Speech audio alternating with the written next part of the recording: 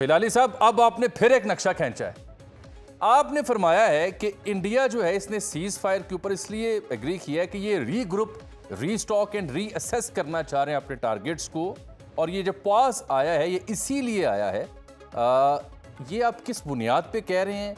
नरेंद्र मोदी की सोच को देखते हुए, या वाकईतन पाकिस्तान ने उनके जो फ्लॉज थे उनको इतना हाईलाइट किया है कि they are forced to go for a pause?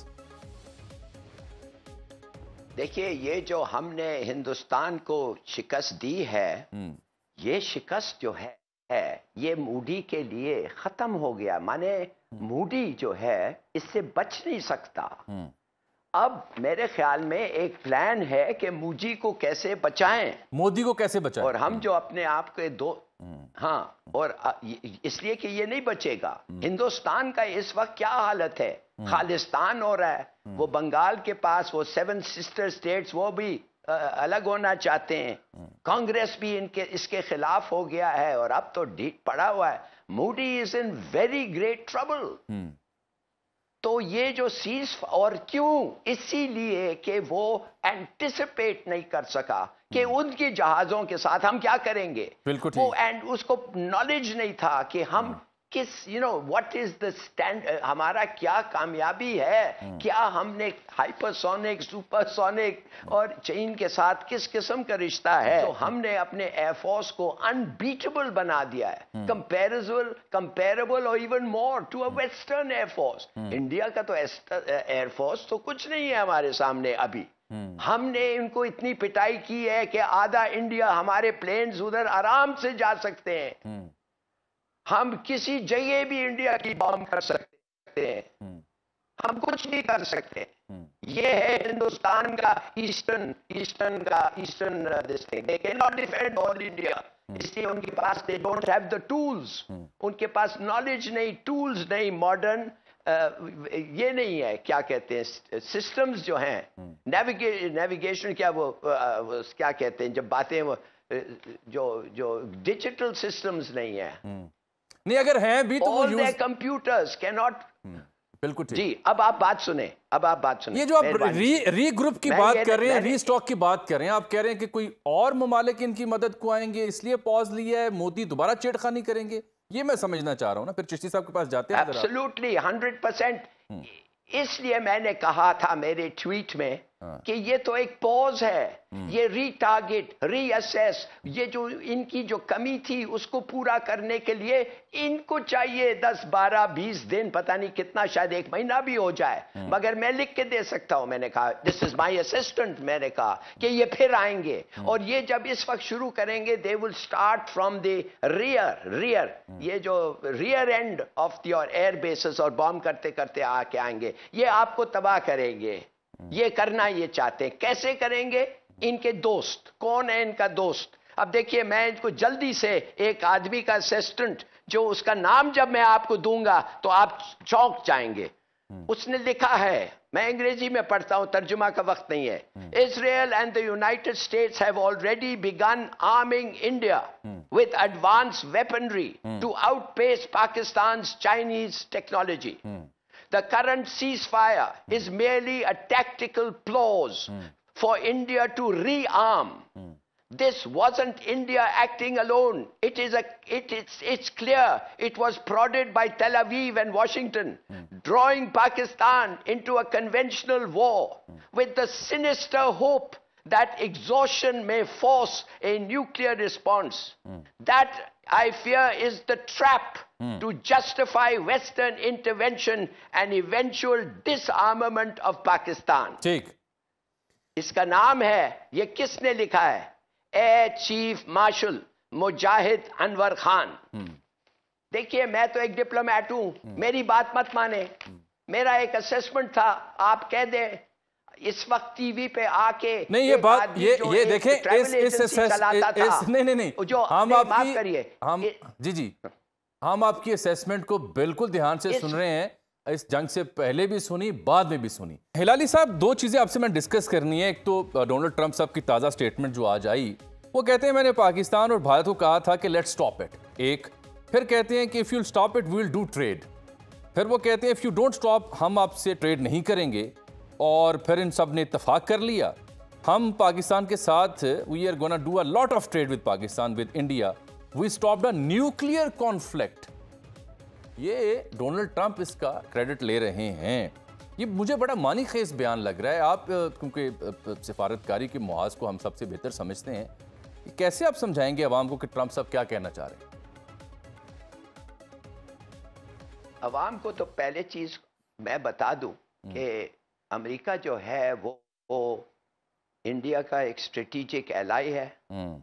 India उसके साथ इंटेलिजेंस शेयर करता है। इंडिया जो है मैं तो समझता हूं उनका मिलिट्री एलाई बन गया है। एक बात। दूसरी बात है उनका ट्रेड इंडिया के साथ वो कम करना चाहते हैं, तो इंडिया के साथ जो टैरिफ इंडिया एक्सेप्ट करेगा वो उनके फायदे में होगा। तो ये जो कह रहा है कि ट्रेड से हम इंडिया को कंट्रोल कर सकते हैं, इंडिया को पता नहीं कंट्रोल कर सकते हैं कि नहीं, मगर हमें उनका ना सुनना, उनकी बात खासा ट्रेड पे इम्पैक्ट कर सकता है। उनके लिए कुछ नहीं है, हमारा 15-20 बिलियन डॉलर जो हम बेचते हैं उनको वो ख़त्म हो जाएगा या बहुत कम हो जाएगा, और हमारे लिए हम जो हैं इस हालत में आजकल तो। मगर देखिए पहली चीज़ तो ये है अवाम पाकिस्तान को बताना चाहिए, और मैं चाहता हूँ कि कोई आदमी आके बताए कि क्या ज़बरदस्त कामयाबी हमने की है इनको इस रोकने के लिए। हाँ, बिल्कुल। क्या डैमेज हमने दिया है इनको बिलियंस ऑफ डॉलर्स में, उनके प्लेन्स, उनकी इक्विपमेंट। देखिए इस पे मैं नहीं जाना चाहता, मैं सिर्फ आपको ये कहना चाहता हूँ मूडी इज फिनिश्ड।